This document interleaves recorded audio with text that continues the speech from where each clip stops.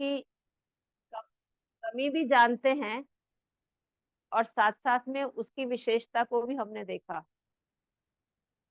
ये कार्य पूरा कर देता है, इसलिए हमें इसकी बात को मन पे नहीं रखना।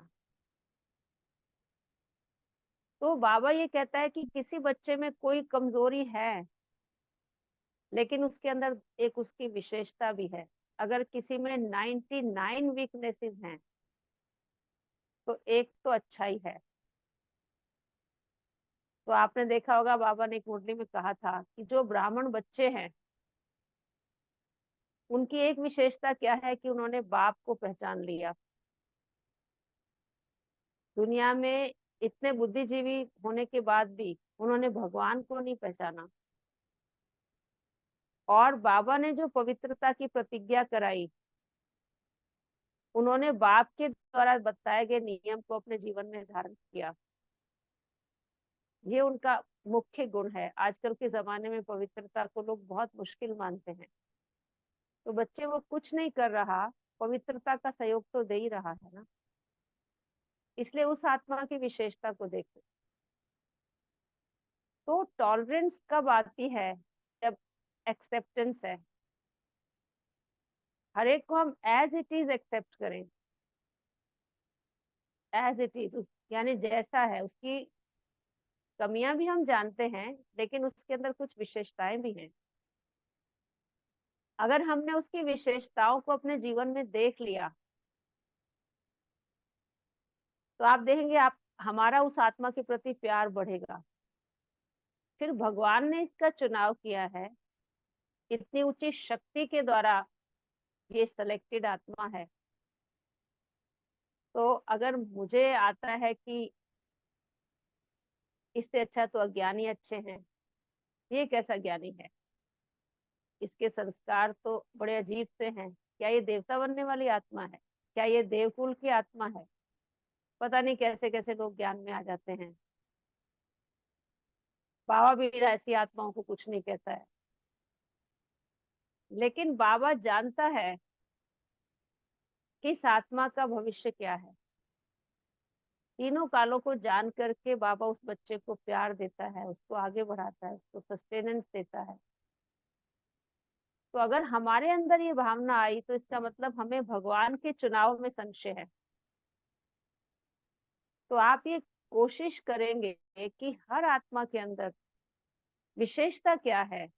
आज बाबा ने कहा ना, वो सर्वंश त्यागी होगा। सर्वंश त्यागी में अवगुण देखने का त्याग भी जरूरी है। और त्याग करने की अगर आदत होगी, तो ये त्याग ऑटोमेटिकली हो जाएगा। हम सब में अच्छाइयां भी हैं और अवगुण भी। हम 16 कला संपूर्ण नहीं बने हैं, सभी बन रहे हैं। और हम ये प्रतिज्ञा कर लें कि हम एक दूसरे के गुणों का ही चिंतन करेंगे, गुणों का ही वर्णन करेंगे, और गुणों की खुशबू सब तरफ फैलाएंगे। तो ये संस्कार किस में हो सकता है? जैसे ब्रह्मा माँ, ये है ब्रह्मा माँ का प्यार। लौकिक में भी आप देखेंगे तो माँ जो है, वो बच्चे की कमजोरी को जानते हुए भी कभी भी सबके बीच में प्रोपोगेट नहीं करती। वो ये कभी नहीं सोचती कि सब लोग के बीच में अपने बच्चे की इंसल्ट करूं या उसको नीचा दिखाऊं। क्रिटिसाइज भी नहीं करेगी, लेकिन उसे मोटिवेट करेगी। और ये भी नहीं चाहेगी कि मेरे बच्चे में कोई कमजोरी रह जाए, ये भी नहीं चाहेगी। तो उसकी हमेशा विशेषताओं का वर्णन करते हुए, उसको प्यार की पालना देते हुए, उसको एकांत में अपने कॉन्फिडेंस में लेके, आप में ये है, आप में ये विशेषता है, आप में ये विशेषता है, आप में ये विशेषता है, आप तो बहुत आगे जा सकते हैं। आप तो कुल के चिराग हैं। आप माँ बाप का नाम रोशन करने वाले हैं। आप पर ही हमें भरोसा है। आप ही तो एकमात्र हैं जो हमारी आशाओं को पूर्ण करने वाले हैं। तो आप उसको देखेंगे, उसकी विशेषताओं को। जैसे बाबा हमें हमारी विशेषताएं बता के, हमें स्वमान में स्थित करके हमें पूजनीय बना देता है। तो ऐसे ही मदर भी ऐसे करती है बच्चे के लिए, तो इसलिए उसके लिए सहन करना मुश्किल नहीं है। आज हम लोग संगठन में क्यों नहीं रह पाते? क्योंकि कारण ये है कि हम में एक्सेप्टेंस नहीं है। कोई कमी देखेंगे ना उस समय अंदर में वो भाव रख लेंगे। तो एक है एक्सेप्टेंस और एक है रिएक्शन, सप्रेशन। जहाँ एक्सेप्टेंस है वहां आपको बहुत ही कंफर्टेबल फील होता है। आप इजी फील करेंगे। इजी मतलब यानी आपको बात जो है बुरी नहीं लगेगी और आप अपने आप में। लेकिन जब हम डिस्कम्फर्ट फील करते हैं, डिस ईज फील करते हैं, हमारी ईज डिस्टर्ब हो जाती है। Discomfort, disease, dis ease, ease disturb हो गई। वो क्यों हुई? क्योंकि हम में एक्सेप्टेंस नहीं था, सप्रेशन था। और आप देखेंगे कई बार हम डर के मारे भी चुप रह जाते हैं। That is not acceptance, not tolerance. Suppression में आ जाते हैं क्योंकि हम बड़े हैं, उनके सामने कैसे बात करें, हम चुप हो जाते हैं। लेकिन जितना जितना हम अपने आप को सप्रेस करते जाएंगे तो रिएक्शन कहीं से बाहर जरूर आएगा। आप डिस्कम्फर्ट फील करेंगे, डिजीज, डिसीज, डिस ईज होंगे, यानी आपकी ईज डिस्टर्ब होगी। और आप थोड़े समय के बाद आपके मुख से निकलना शुरू होगा कि मैं कितना सहन करूं, आखिर भी कितना, आप ही बताइए। और फिर कहाँ तक सहन करूं? सहन की भी तो कोई लिमिट होती है। हमारे मुंह से क्या निकलता है? सहन की भी तो कोई लिमिट होती है। लेकिन हमने गुलजार दादी से एक बार पूछा था कि दादी सहन सहन शक्ति की क्या लिमिट है? तो उन्होंने बहुत अच्छी बात बताई कि नॉलेज के आधार से सहन की कोई लिमिट नहीं।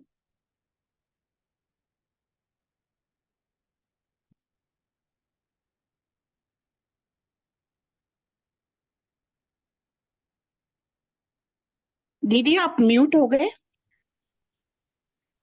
नॉलेज के आधार से सहन की कोई लिमिट नहीं है, क्योंकि बाबा ने हमें हर बात का ज्ञान दिया है।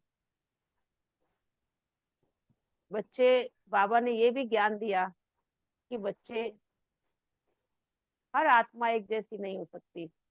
बेशक तुम्हारे मूल गुण सबके एक हैं, एक जैसे हैं, लेकिन पावर हर एक आत्मा की अलग अलग है। और जिस आधार से उसकी अंदर में पावर है, उस आधार से वो उसकी कार्य क्षमता, जैसे लौकिक में भी किसी की रेजिस्टेंस पावर जितनी होगी उतना ही तो किसी चीज को वो टॉलरेट करेगा ना, बीमारी को भी टॉलरेट करेगा। तो हम ये नहीं कह सकते कि हमारे में तो इतना है, इनमें क्यों नहीं। क्योंकि बाबा ने ज्ञान दिया, नॉलेज है कि हर आत्मा में एक जैसी पावर नहीं है।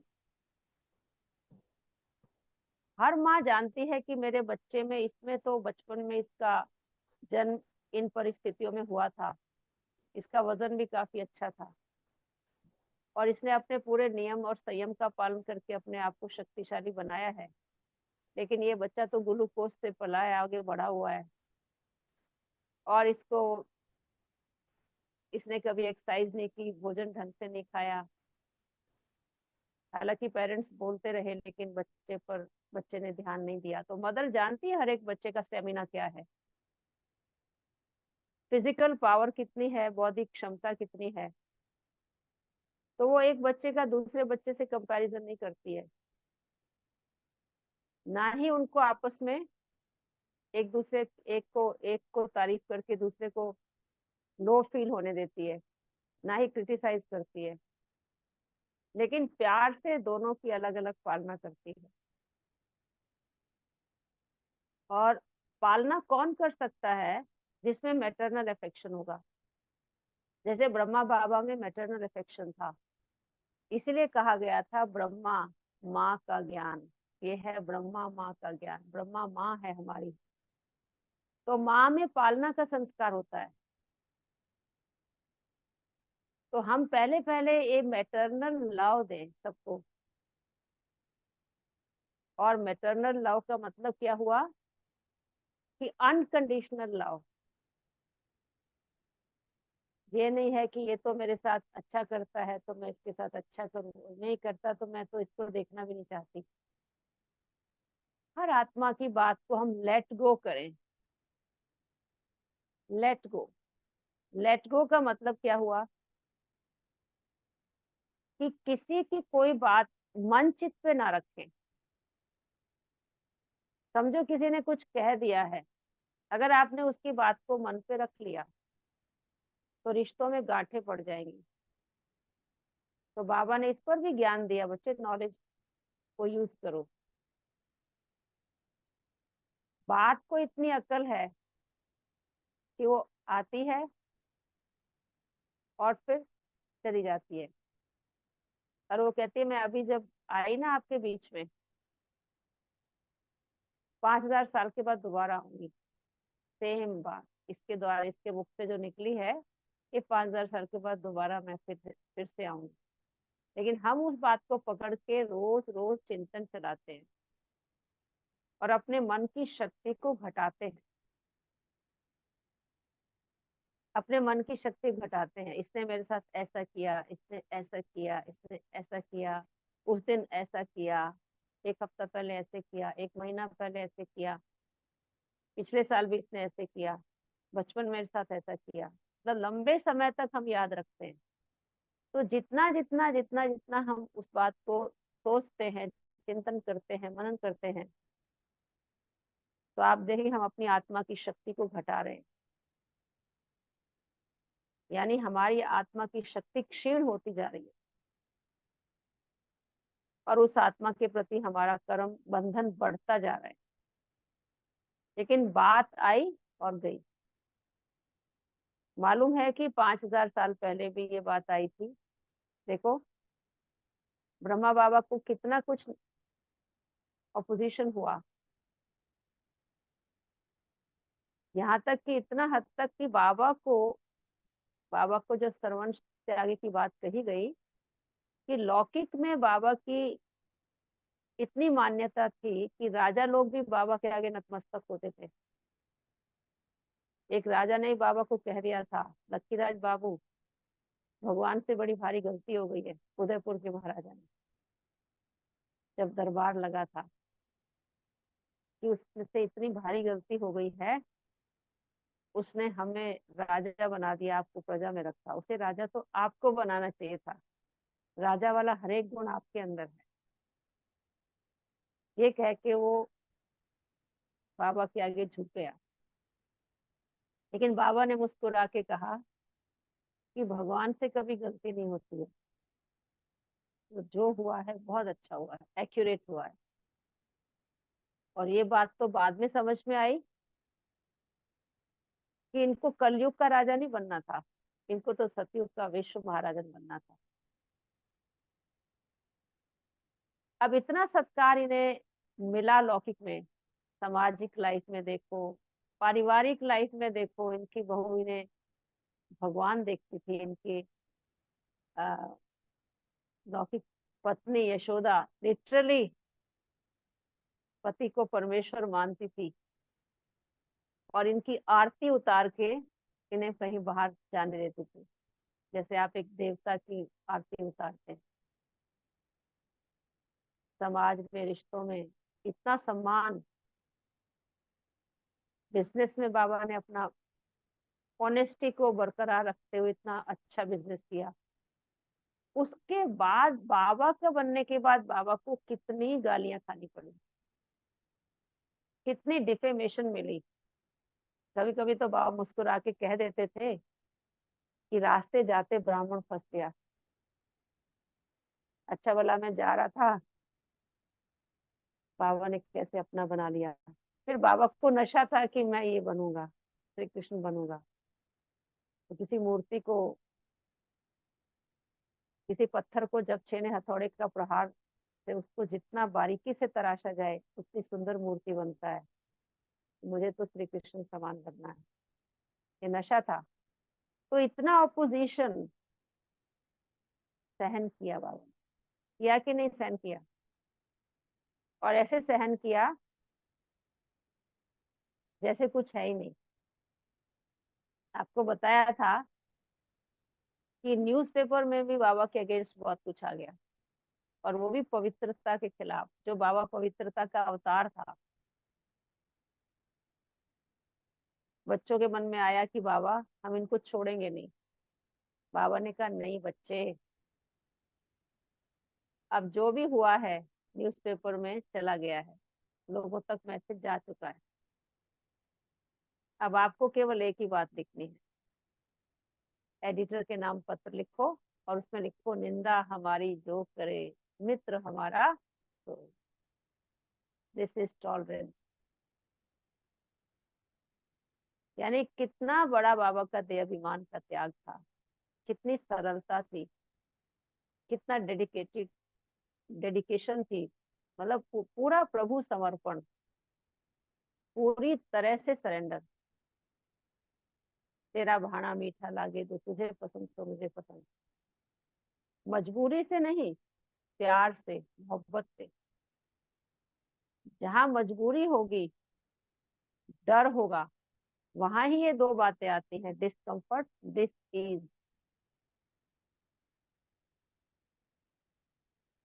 तो माँ बच्चे के लिए कितना सहन कर लेती है। बाबा भी माँ का स्वरूप थे।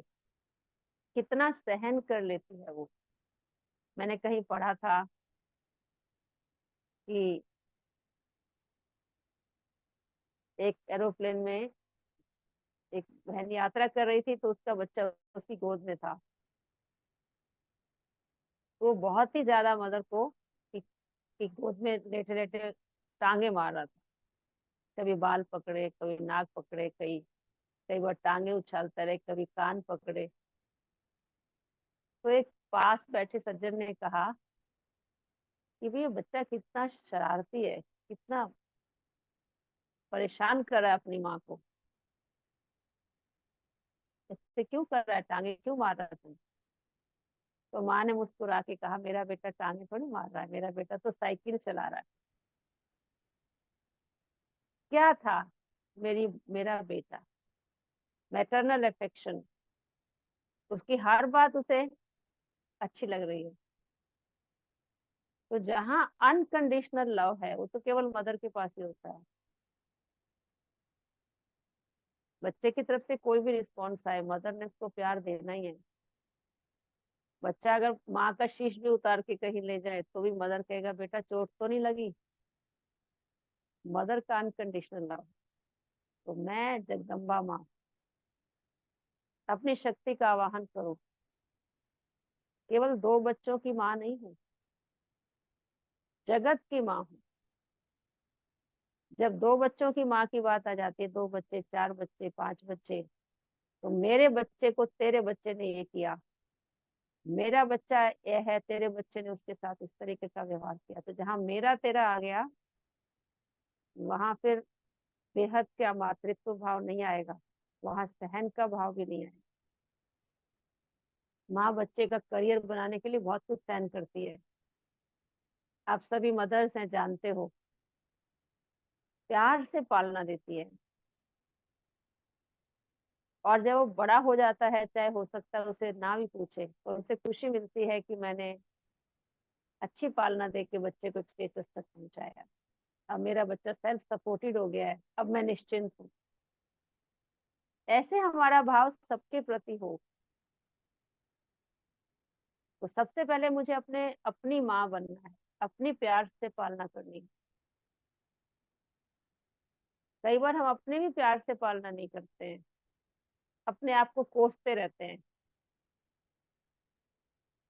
अपने मन को कोसते रहते हैं कि मेरे मन में ऐसे बुरे ख्याल क्यों आते हैं, मुझे तो पता नहीं है, और मैं लायक नहीं हूँ, मैं आगे बढ़ ही नहीं सकती, मेरे बहुत कड़े संस्कार हैं। मैं जानती हूँ ना, आप मुझे मत समझाइए, आप मेरे पर टाइम वेस्ट मत करें, मुझे यहाँ रहने दें, मेरे को जिस हालत में हूँ रहने दें, मैं नहीं जा सकती आगे। I am not competent, I am not good enough. क्या ये अपने से प्यार है? पहले अपने आप से प्यार करें।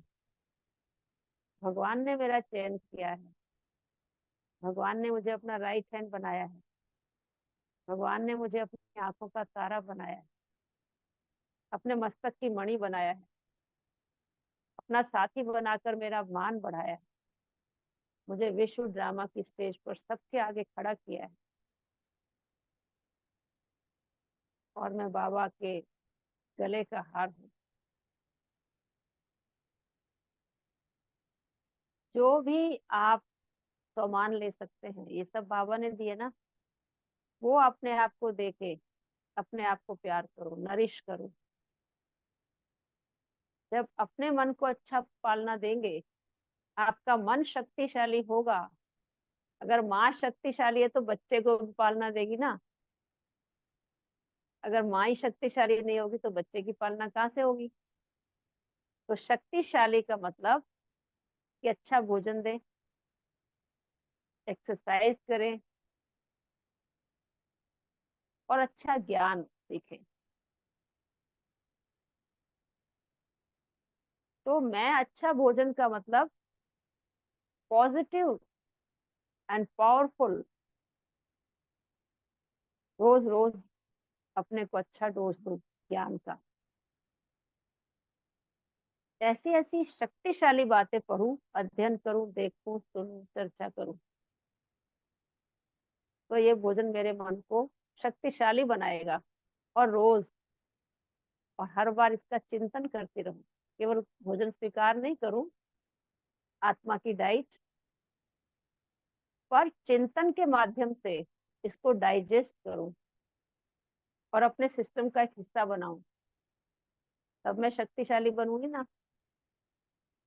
और योग की एक्सरसाइज करके जब चाहूं ऊपर, जब परम धाम बाबा के पास, जब चाहूं नीचे, कर्म क्षेत्र पर कर्म करूं,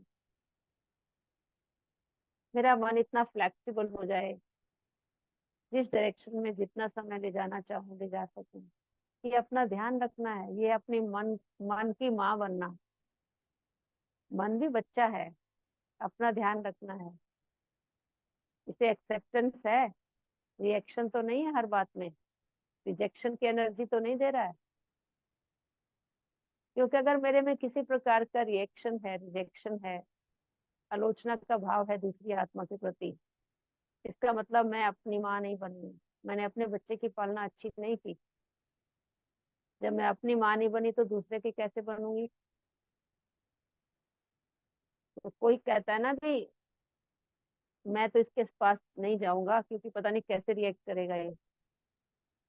आज जो बाबा ने का जो सरलता का गुण है, सरलता का मतलब बिल्कुल सरल स्वभाव, संस्कार में सरल। हाँ जी, जी हाँ, क्यों नहीं, अच्छा, ठीक है।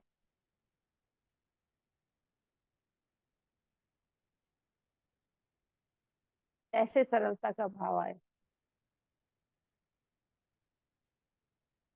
ठीक है ना।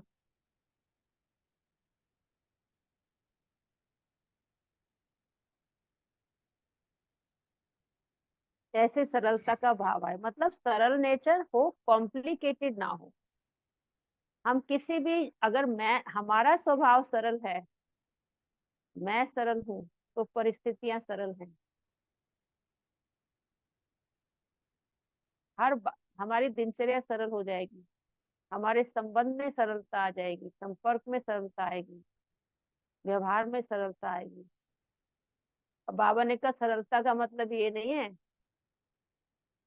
कि भोला भाला है तो कुछ ज्ञान ही नहीं है। सब कुछ ज्ञान होते हुए भी मन चित पर किसी की नेगेटिव बात ना लाना, किसी को क्रिटिसाइज ना करना, हर एक की विशेषता को देखना, विशेषता का वर्णन करना, गुणग्राही बनना, और मन में कोई नकारात्मक संकल्प ना चलना, ये सरलता है। बिल्कुल सरल। देखो आप जो एक रेखा खींचते हैं, तो आप हिंदी में कहते हैं आप एक सरल रेखा खींचे। सरल रेखा क्या है? और सिंपलेस्ट ज्योमेट्रिकल फॉर्म क्या है? सरल रेखा होती है सीधी लाइन, बिल्कुल सीधी। और सिंपलेस्ट ज्योमेट्रिकल फॉर्म जो है that is zero, point, dot. तो मेरे स्वभाव में एंगुलरिटीज ना हो, रेक्टेंगल, ट्रायंगल, स्क्वायर। तो जहां एंगुलरिटीज आ गई, चोट हमेशा एंगल से लगती है। जो सरल होगा उससे किसी को चोट नहीं लग सकती। सरल स्वभावी व्यक्ति से कोई हर्ट नहीं होगा, किसी की फीलिंग्स हर्ट नहीं होंगी। वो बात को खत्म कर देगा, वो बात करेगा सामने वाले को। और जब वो देखता है कि भाई ये बात मानने के लिए तैयार नहीं है अपनी बात, तो वो बताएगा प्यार से। समझ में आ रहा है कि वो नहीं मानना चाहता। तो या आपको ये कहना चाह रहा है कि आपने ये कहा था, आपने ये कहा था, आपने ये कहा था, और आप जानते हैं कि आपने ये बात कभी नहीं कही थी। तो आप प्यार से बताएं कि मेरे नोटिस में नहीं आ रहा है, मैंने ऐसा कहा था, लेकिन अगर आपको ऐसा लग रहा है तो हम आगे से ध्यान रखें। Full stop. ये है अपना ईगो खत्म करके बात को खत्म कर देना। और सामने वाला अगर अपनी कमी महसूस नहीं कर रहा, तो उनको बोलो हो सकता है हमारे को ऐसा लगा हो, और हम और आप ध्यान रखें कि आगे से हम इसको दोहराएंगे। सरलता का मतलब जितना हो सके बात को जल्दी फिनिश करना। ये नहीं है कि बात को खींचते रहना, खींचते रहना, खींचते रहना। कोई भी चीज को जब आप ज्यादा खींचते हैं ना, उसकी इलास्टिसिटी खत्म हो जाती है। तो हमें इतनी अपनी इलास्टिसिटी बना के रखनी है कि वक्त पे अगर हमें उसे स्ट्रेच करना पड़े, उस समय हम कर सके। ये सरलता है। कॉम्प्लिकेटेड स्वभाव ना हो, कॉम्प्लिकेशंस ना हो। और त्याग का मतलब देह अभिमान, देह के संबंध, देह के पदार्थ, देह के व्यक्ति, देह के वस्तु, देह का वैभव। कोई भी चीज मुझे अपनी तरफ आकर्षित ना करे। उसको मैं विस्तार में नहीं ले जाऊंगी, बस सार रूप में बताया है। सर्वंश। और बाबा कहते हैं त्याग का भी त्याग। आपने फिर त्याग किया, बच्चे ये संकल्प ही ना आए कि मैंने त्याग किया। आपने सहन किया, ये संकल्प ना आए कि मैंने सहन किया। जब आपके मन में आया कि मैंने इतना सहन किया, इतना सहन किया, मैं कब तक सहन करूंगी, ये सहन नहीं हुआ, फिर प्रेशर कुकर की तरह एक दिन ऐसे बर्स्ट होंगे कि बहुत भारी नुकसान कर देंगे। तो हमें नॉलेज के आधार से सहन शक्ति की कोई लिमिट नहीं है, क्योंकि हमको फील ही नहीं होता हमने सहन किया। मेरी तो ऐसी पर्सनैलिटी बन जाएगी कि उस बात को हम फील ही नहीं करेंगे। जब फील नहीं करेंगे, कंफर्ट में हैं, ईज में हैं, कंटेंटेड हैं, प्राप्तियों की अनुभूति करके अतीन्द्रिय सुख का अनुभव कर रहे हैं, हर आत्मा के प्रति रहम की भावना है, प्यार की भावना है, विशेषता देखने की भावना है, आगे बढ़ाने की भावना है, नेगेटिव एनर्जी फील्ड मेरे आसपास नहीं है, पॉजिटिव एनर्जी मैं सबको दे रही हूँ, है ना। और सबकी माँ जैसी पालना कर रही हूँ, क्योंकि मैंने अपनी माँ मन की पहले पालना की है, इसलिए मेरा मन इतना शक्तिशाली हो चुका है। तो मैं सबकी पालना, चाहे आप अपने परिवार में हो, चाहे आप सेंटर पे हैं, चाहे आप समाज में हैं, चाहे आप अपने ऑफिस में हैं उनके कलीग्स के साथ, अपने बच्चों के साथ, समाज के साथ, एवरीबॉडी जो भी आपके सामने आए, सबको मैटरनल अफेक्शन दो। सबके मुंह से निकले वही ये तो हमारी माँ है। तो इसलिए मैं इस बात को खत्म करने से पहले एक बात जरूर कहूंगी कि मम्मा जो थी मम्मा मम्मा कैसे बन गई? बाबा ने तो सबको कहा था कि बच्चे तुम्हारी माँ है, और उन्होंने उस समय माना नहीं। पर जब मम्मा में वो संस्कार देखे, सबने प्लान किया कि ये तो हमारी सचमुच माँ है। उम्र में छोटी थी वो, लेकिन उन्होंने अपने कर्म और चरित्र से उन्होंने ये बता दिया कि मैटरनल अफेक्शन क्या होता है। और फिर सबने प्लान करके मम्मा के सामने गए। क्या मम्मा की बातें थी वो तो किसी दिन बताएंगे, लेकिन आज सिर्फ इतना कि जब बाबा दीदी हमारी मनमोहिनी थी और ग्रुप था, तो मम्मा के सामने जाके बोलते हैं, राधे आज से हम तुमको मम्मा कहेंगे, तुम हमारी माँ हो। मम्मा मुस्कुराई। तब से यज्ञवत उनको मम्मा कहने लगे। तो माँ बनने का मतलब कोई उम्र की बात नहीं है। कितनी जल्दी आप में मैच्योरिटी आती है, आप में गंभीरता है, आप प्यार की पालना करते हैं, आप रीस नहीं करते, आप बच्चे के प्रति त्याग करते हैं, आप उसकी विशेषता को देखते हैं, उसके अधूरे कामों को, छूटे हुए कामों को आप पूरा करते हैं, और कभी किसी के आगे वर्णन नहीं करते। अपने बच्चे के वेल विशर हैं। ये सारी बातें माँ का गुण है, जिसको कहते त्याग, तपस्या और सेवा। ये भावना आए तब हमें टॉलरेंस पावर आएगी। सरलता का गुण हो, मैटरनल अफेक्शन हो, त्याग की भावना, तो ऑटोमेटिकली आप में टॉलरेंस आएगी। आप कभी अपनी पावर को लिमिट नहीं करेंगे कि इसके साथ तो मैं सहन करूंगी, इसका तो बिल्कुल नहीं करूंगी, इसका तो मैं फिर भी कर लूंगी क्योंकि मेरा बच्चा है, लेकिन ये मेरा पति है ना, इसको तो मैं बिल्कुल टॉलरेट नहीं करूंगी। इसके साथ तो मैं रह जाऊंगी, इसके साथ तो मैं कभी नहीं रहूंगी। मैं पहले बता दूं, या रहेगा ये या रहूंगी मैं। नहीं, ऐसा नहीं। अपनी पावर को हमें सीमित नहीं बनाना है, या मैंने इतना कर लिया अब इसके बाद तो मैं नहीं करूंगी, नहीं, ऐसा भी नहीं। ठीक है, शक्तिशाली बनते जाओ और अपनी पावर को का आवाहन करो, आवाहन करो, उसे वक्त पे इमर्ज करो और उसका इस्तेमाल करो। इस्तेमाल करने से पावर बढ़ेगी, जितना इस्तेमाल नहीं करेंगे तो पावर हमारी घटती जाएगी। इसलिए मैं शुभकामना देती हूँ कि हम सब इन बातों पर ध्यान देंगे। ये भगवान के महावाक्य हैं। आशा है कि आपको बात समझ में आ गई होगी। फिर भी अगर आपको कुछ पूछने का भाव है तो आप जान सकते हैं। ओम शांति। दीदी मेरे को एक चीज पूछना है आपसे। दीदी आपने बहुत अच्छा शुक्रिया दीदी। स्पष्टीकरण दिया है। हम्म। और हम भाई बहनों से पूछेंगे कि यदि उनके पास कोई प्रश्न है इस संबंध में, हम्म। सरलता के गुण या हम्म। सहन शक्ति के बारे में या सर्वंश त्यागी के बारे में, यदि आपके अंदर कोई भी क्वेश्चन उभर रहा है तो आज दीदी हमारे साथ हैं। आप कोई भी क्वेश्चन पूछ सकते हैं। आप रेज करेंगे अपना हैंड और क्वेश्चन पूछेंगे। पूनम पूनम बहन ने हाथ खड़ा किया। हाँ जी, पूनम बहन। पूनम मैम हाँ दीदी, बताइए।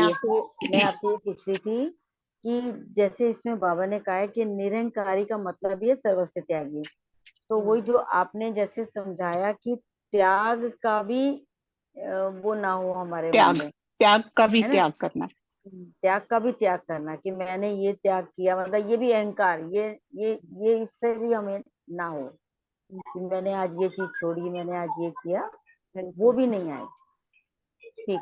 दीदी पहले बिल्कुल मैं सही। पूछूं, फिर मेरा मौका नहीं मिलेगा। हाँ जी, बताइए।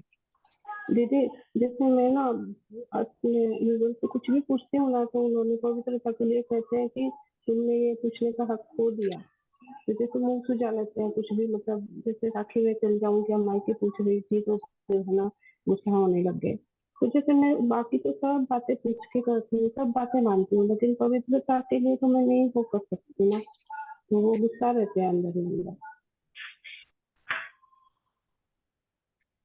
क्या कहा इन्होंने? मुझे सुनाई कम दिया है।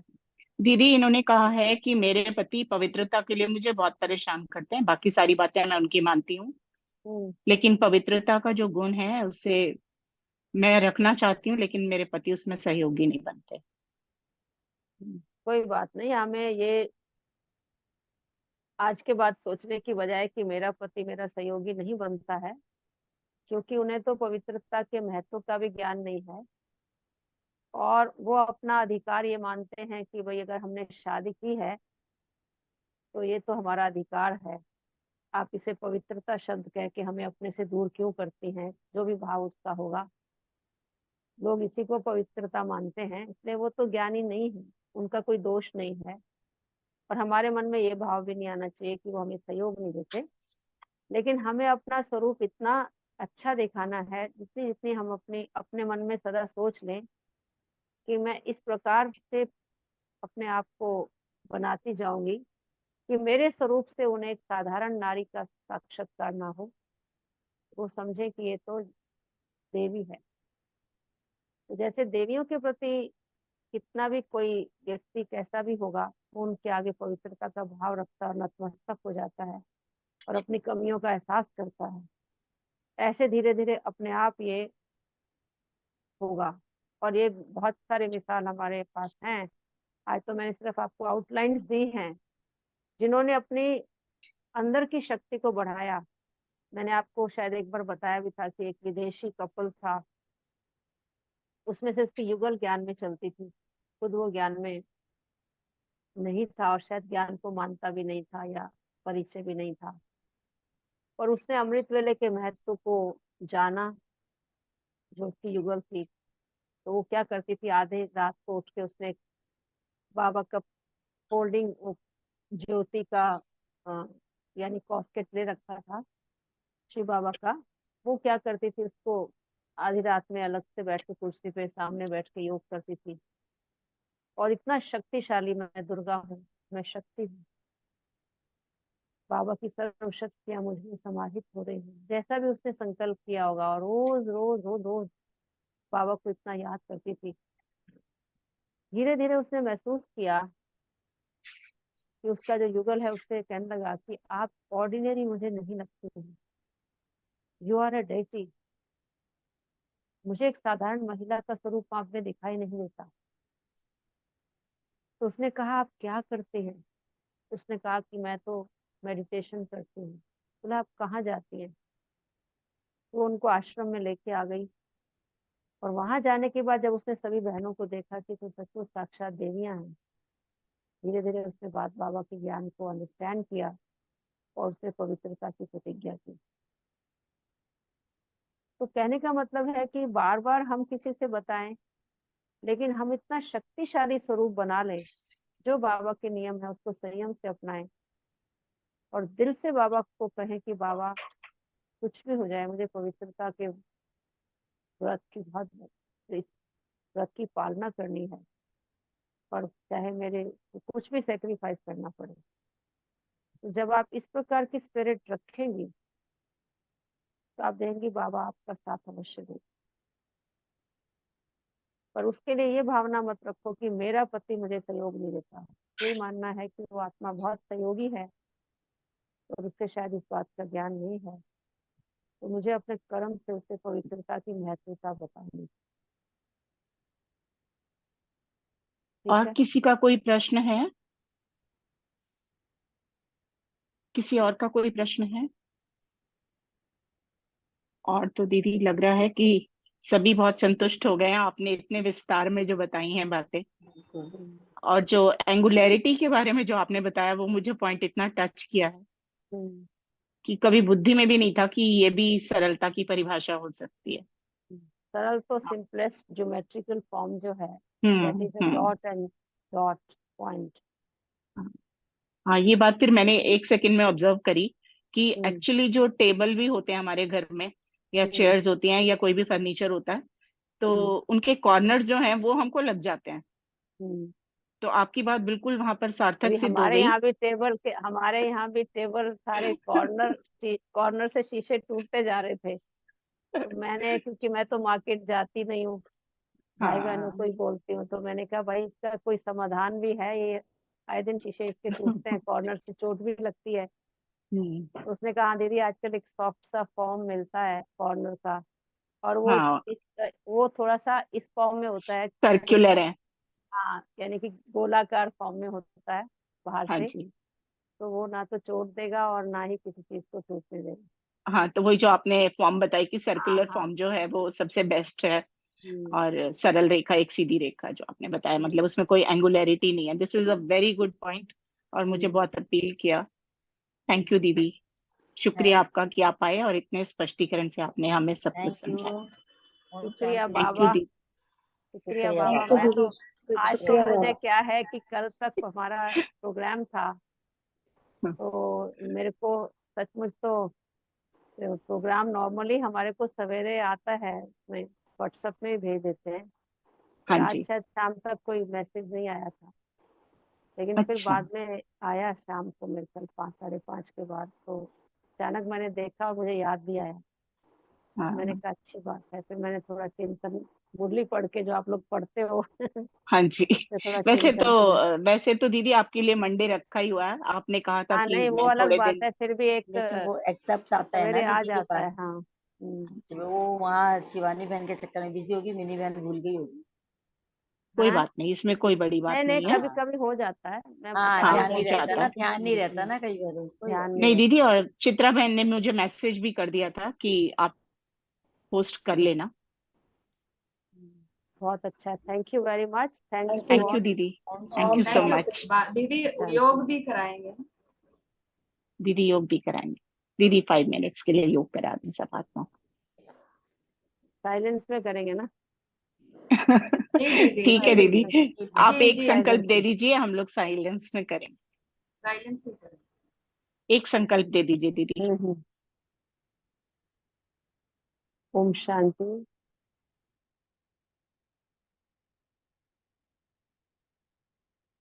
मैं शक्ति हूँ, जगदम्बा माँ हूँ।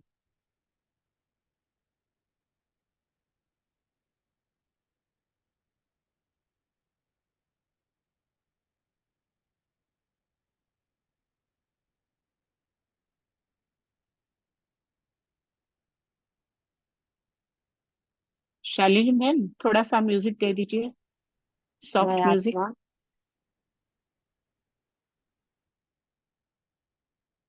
अपनी शक्ति का आवाहन करती हूँ और कार्य क्षेत्र पर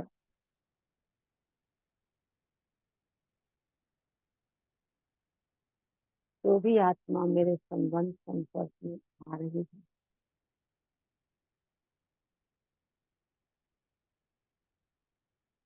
सब आत्माओं की पालना मैं इस मातृत्व स्नेह से करती हूँ।